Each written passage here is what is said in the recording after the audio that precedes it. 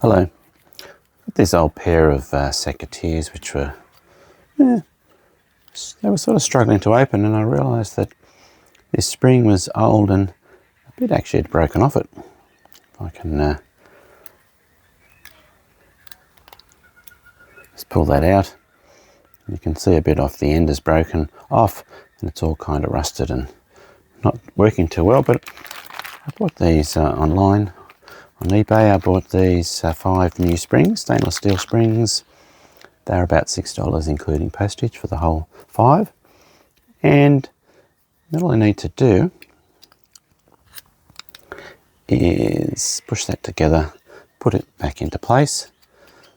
Yeah, and they open up nice and wide, and they feel like, almost feel like a brand new pair of Secateurs. So yeah, I'd recommend buying, if your Secateurs are getting old and your spring looks rusty like that, then buy some new Secateur springs, stainless steel springs, and replace them. And yeah, you'll get some more life out of your old Secateurs. Okay, well, I hope you've enjoyed the video. Thanks for watching, and goodbye for now.